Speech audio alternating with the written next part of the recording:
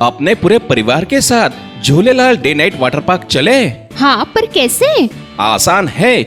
जलगांव में पहली बार Jhulelal day night water park Jalgaon city से पिक एंड ड्रॉप की सुविधा जो शुरू हो गई है। पर पर्सन सिर्फ 699 में पिक एंड ड्रॉप के साथ वाटर पार्क में पूरे राइड्स भी एंजॉय करो और पेट भर लंच या डिनर का भी आनंद उठाओ। पिक एंड ड्रॉप के लिए आज ही संपर्क करें 9890770859। Jhulelal water park end resort, अनुभूति स्कूल के पीछे, शिरसोली रोड, जलगांव।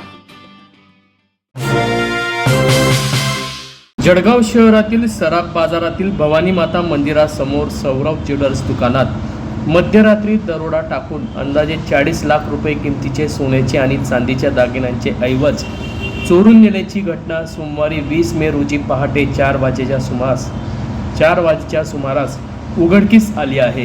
3 दुचाकीवर आलेल्या 6 जणांनी तोंडाला रुमाल बांधून सौरभ ज्वेलर्सवर दुकानाच्या मागच्या बाजूने आले असून त्यांनी सुरुवातीचे लोखंडी गेट कापून मोठ्या कटरने यावेळी आतमध्ये प्रवेश केला असून लाकडी दरवाजाची छोटी खिडकीतून आत प्रवेश केला।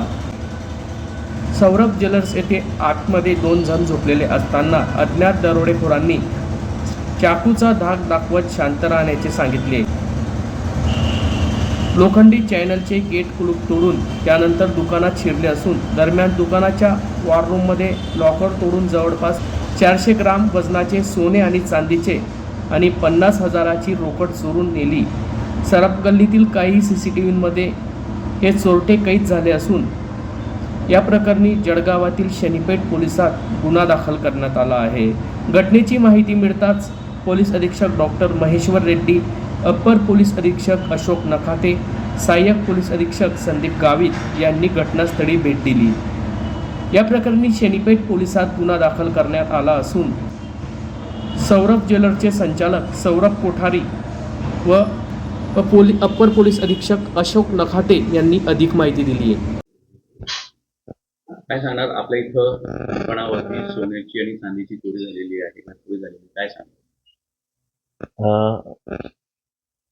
प्राथमिक आम्ही पाहिल्यानंतर जे काउंटर होते ते काउंटरमधून ते जे काउंटरचे ड्रॉवर लॉक होते आणि ते सेफ जे लॉक होते ते काउंटरमध्ये त्यांनी तोडले। आमची मेन स्ट्रॉंग रूमची तिजोरी त्यांनी फोडण्याचा प्रयत्न केला आहे, पण ते काही त्यांच्याकडून हे झाले नाही। 2 लॉक तुटले आणि 1 लॉक मेन जी स्ट्रॉंग रूमचा लोखंडी दार होता तो तुटला नाही त्यांच्याकडून।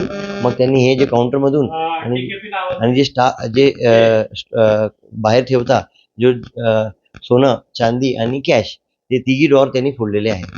आणि अंदाजित कॅशमध्ये म्हणाले तर पेटी कॅशचे जे 60-70 हजार वरती असतात ते त्यांनी नेलेली आहे। आणि चांदीच्या काउंटरमध्ये जे प्युअरचे बिस्किट आणि जे कॉईन आणि जे प्युअरचे ठोस माल आहे ते 8 ते 10 किलो अंदाजित 7-8 लाख रुपयाचा ते असेल। आणि चांदी काउंटर गोल्ड काउंटरमधून जे आहे गोल्ड काउंटरमधून जे वरचे ते दोघी ड्रॉवर आहे आणि खालची जे सेफ आहे त्याच्यामधून त्यांनी जे 500-700 ग्रामचा सोनं असेल ते 35-40 लाखाचा अंदाज त्याचा येईल। आणि वरचे माझे कारीगर जे राहतात त्यांच्या जे डेली कामसाठी त्यांना जे काम दिले ते दोघी ड्रॉवर त्यांनी फोडून टाकले। त्याच्यामध्ये 50-60-70 ग्राम असेल असा मला अंदाज। कर्मचारी झोपलेले होते? हा, 2 कर्मचारी आमच्या इकडे झोपलेले होते। काय करत होते? ते त्या टायमाला झोपले होते। त्यांना पाहिलं, पण त्यांच्यावर त्यांनी मोठी तलवार ठेवली होती आणि त्यांना सांगितलं तुम्ही झोपून राहा नाही तर तुम्हाला कापून टाकू। आणि ते दोघी त्यांना त्यांच्या मागे त्यांच्या पुढे एक माणूस उभा होता आणि 4 माणसं दुकानात शिरले। 4। आपलं नाव? सौरभ कोठारी। सर, काय सांगणार? काल रात्री सराफ बाजारामध्ये कोठारी या ज्वेलर्सवरती दरोडा पडलेला आहे, काय घटना आहे आणि किती सोनं आणि चांदी चोरीला गेलेली? शनीपेठ पोलीस स्टेशनच्या हद्दीत हे दुकान आहे जिथे हा प्रकार घडला।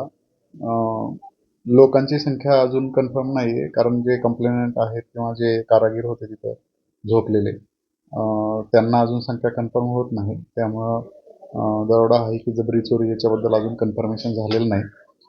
परंतु त्यांची चौकशी केल्यानंतर आपल्याला समजेल नेमके किती लोक होते। परंतु मागच्या बाजूनं एक चॅनल गेट होता चॅनल गेटला लॉक होतं आणि त्याच्या आतून एक मजबूत लाकडी दरवाजा आहे आणि त्याला एक छोटासा दरवाजा होता आत जाण्यासाठी किंवा बाहेर येण्यासाठी. तर तो त्यांनी उघडा ठेवलेला होता. त्याच्यामुळं ते चोरांना सहज ते बाहेरचं चॅनल गेटचं कुलूप तोडून मध्ये येता आलं. त्या उघडा दरवाजा होता आणि मधले सगळे दरवाजे पण उघडे होते. तर ते मध्ये आले त्याच्यातून आणि त्यांनी दुकानातून चोरी केलेली आहे. काही कॅश आहे, काही सोनं आहे. एक्झॅक्ट अमाऊंट अजून आपल्याला कन्फर्मेशन मिळालेलं नाही, कारण आपला तपास सुरू आहे, सर्चिंग सुरू आहे किती गेलेलं आहे काय. त्यांची फिर्याद घेतल्यानंतर ते क्लिअर होईल आपल्याला. दुकानातले CCTV कॅमेरे 7 तारखेपासून बंद होते. त्याच्यानंतर त्यांनी ते चालू करून घेतलेले नव्हते. त्याच्यामुळे दुकानामध्ये कुठलं फुटेज आपल्याला मिळालं नाही. आजूबाजूला जे फुटेज आहे परिसरामध्ये आणि CCTV फुटेजचे ट्रॅकिंग केल्यानंतर आपल्याला समजेल नेमकं काय झालेलं आहे. साधारणतः किती लोक असल्याचं समोर येत आहे? 3 ते 4 जण ते मधले कारागिरांना दिसलेले आहेत. कधी 3 म्हणतायत, कधी 4 म्हणतायत. परंतु पूर्ण जेव्हा आपण तपास करू किंवा फुटेज वगैरे सगळे बघितले जातील तेव्हा लक्षात येईल किती लोक. Hello guys, please like, comment and subscribe our channel.